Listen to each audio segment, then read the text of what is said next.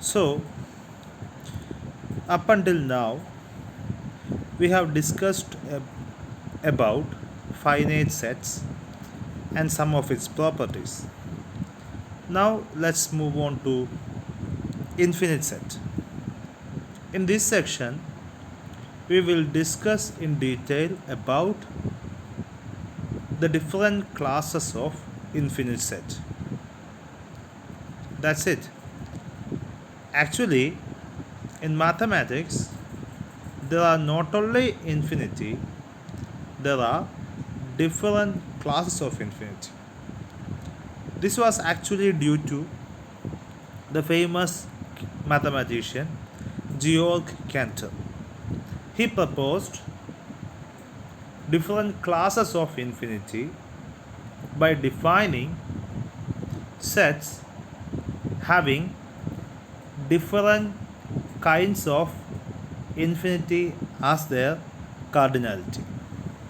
So, one among that is the denumerable set or countably infinite set, which is what we are going to study in this section. So, the definition is a set capital S is said to be denumerable or countably infinite if there exists a bijection from n onto S. A set which is either finite or countably infinite is called countable. A set which is not countable is called uncountable. So, actually, a denumerable set is a set which has a bijection with the set of all natural numbers, which means a countably infinite or denumerable set is a set which has the same number of cardinality as the set of all natural numbers. And what is the specialty about natural numbers? Natural numbers, even though it has infinite number of elements, there's always a specific order to it, and you can always find the next natural number after a particular stage. After 1, the second natural number is 2. After 2, the second natural number is 3. After 3, the next natural number is 4, and so on. So, even though the set of all natural numbers is infinite, we can safely assume that it can be arranged in some particular order. So, we should have a set with infinite number of elements which is somewhat similar to what natural number is. That is, every element of that set can be arranged in some particular order. Such kinds of sets are called countably infinite set. Let's take another example, the set of all real numbers. Can you say what is the real number which comes after 0? You cannot, because between every two real number there exists infinitely many other real numbers. So we cannot arrange every real number in some particular order which is similar to the set of all natural numbers. So even though the set of all natural numbers and the set of all real numbers have infinite number of elements, the cardinalities need not be the same. The cardinalities need not be comparable. So, a set which has infinite number of elements, which has the same number of cardinality as the set of all natural numbers, is called a countably infinite set, or a set with infinite number of elements in which every element can be arranged on a particular order or a particular sequence. Such kinds of sets are called countably infinite set. And a set which is either finite or countably infinite set is called a countable set. A countable means which can be counted. Every finite set can be counted. A set, empty set can be counted. And the set of all natural numbers can be counted. Counted meaning you can arrange the elements on a particular order. That is the specialty of countable infinite set. So every set in which the element can be counted in some sense is called a countable set. And a set which is not countable is called uncountable set. Consider the set of all real numbers. The elements cannot be counted in some particular order. You cannot say a real number which comes after 1. What is the next real number which comes after 1 or 2 or 2 or 3 or 4 or etc. But you can safely say that what is the natural number which comes after 1 or 2 or 3 or 4 or etc.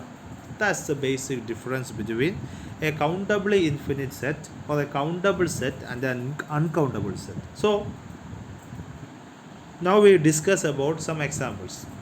So in order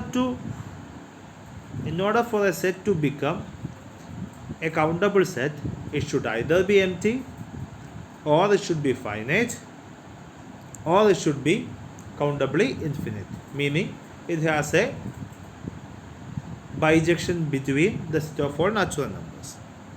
Clearly, the set of all natural numbers is countable, since if you define a function which maps 1 onto 1, 2 onto 2, 3 onto 3, 4 onto 4, 5 onto 5, that is f of I onto I, which is a bijection from set of all natural numbers onto itself. So, the set of all natural numbers by definition is a countably infinite set, which in turn means that it is a countable set.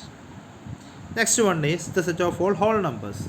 Whole numbers means 0, 1, 2, 3, 4, etc. So what we do is, we already know that the set of all whole numbers is infinite. So in order for it to become a countable set, it should be countably infinite. So we have to define a function from set of all natural numbers onto that. Okay, so what we define is, we define from W, the set of all whole numbers onto natural numbers, a function which maps 0 onto 1 and 1 onto 2, 2 onto 3, 3 onto 4, 4 onto 5, 5 onto 6, 6 onto 7, 7 onto 8, etc. It's a bijection from W onto N. So we can safely say that the set of all whole numbers is a countably infinite set. Or you can, in other words, you can define a function which maps the natural number 1 onto 0, 2 onto 1, 3 onto 2, 4 onto 3, etc. That is I onto I minus 1, which is also a bijection from natural numbers onto whole numbers. From that function, we can safely say that set of all whole numbers is countable. So, in other words, you can easily say that the set of all whole numbers can be arranged on a particular order.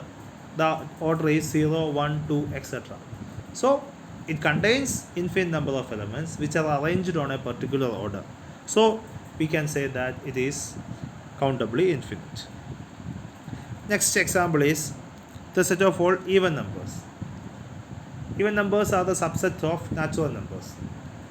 So, we have to define a function from set of all natural numbers onto even numbers. What will be the function? The obvious function is a function which maps 1 onto 2, 2 onto 4, 3 onto 6, 4 onto 8, 5 onto 10, 6 onto 12, etc. So in general, I onto 2i, which is a bijection from set of all natural numbers onto set of all even numbers. So we can say that that set is also countable. And what about set of all odd numbers? We can map 1 onto 1, 2 onto 3, 3 onto 5, 4 onto 7, 5 onto 9, 6 onto 11, etc. So in general, I onto 2i minus 1, which is a bijection from set of all natural numbers onto set of all odd numbers. So we can safely say that set of all odd numbers is countable. Or we can arrange the set of all natural numbers in some particular order, 2, 4, 6, etc. Set of all even natural numbers. You can arrange the set of all odd numbers in some particular order, 1, 3, 5, 7, etc. Even though both of them contains infinite number of elements. So we can safely say that both of these sets are countably infinite. What about the set of all integers? The problem with the set of all integers is, even though it looks like set of all integers contains twice the number of elements, actually in our terms it contains exactly as much elements as the set of all natural numbers, because as a set is countably infinite if there exists a bijection from set of all natural numbers onto that set, or vice versa.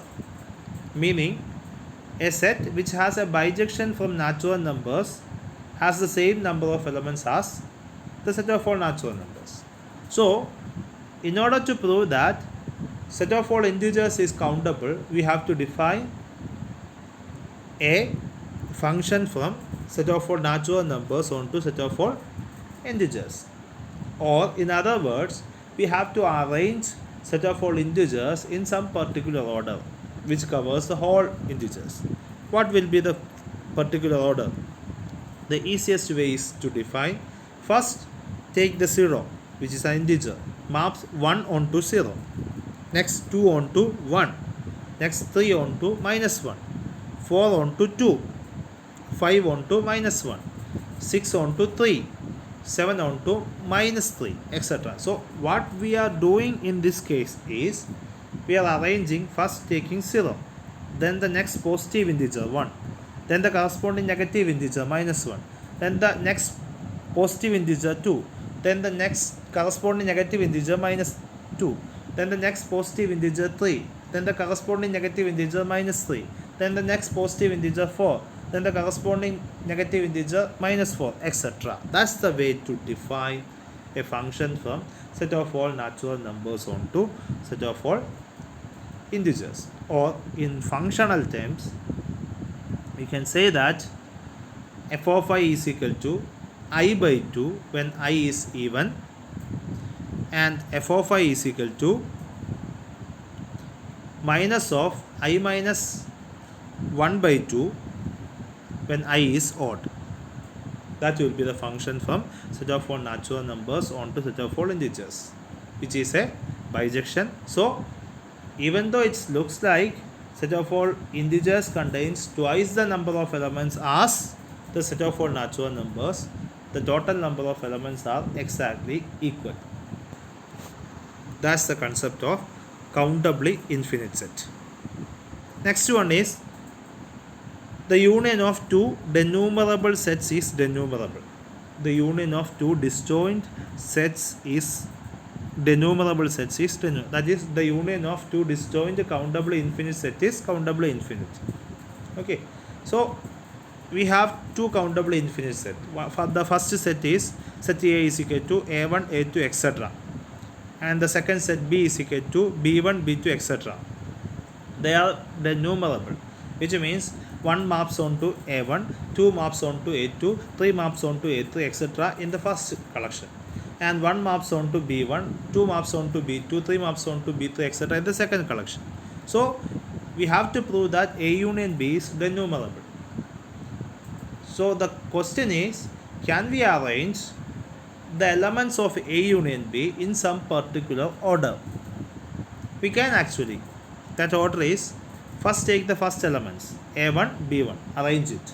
Then take the second elements A2, B2. Then take the third elements A3, B3.